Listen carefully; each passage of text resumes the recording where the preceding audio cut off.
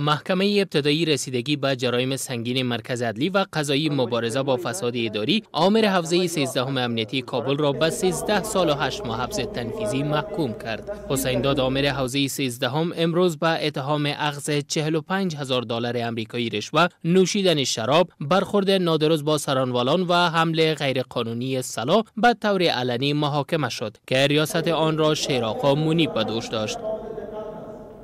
تو اسامی حسین داد ولد حبیب الله را جزاهای متذکره طبق ماده 158 قانون جزا مجموعاً از آغاز ایام توقیفی مدت 13 سال و 8 ماه حبس تنفیذی و مبلغ $45,000 آمریکایی و 26,000 افغانی جزای نقدی یک پی دیگر بالا تطبیق گردد محکوم به مجازات نمودیم.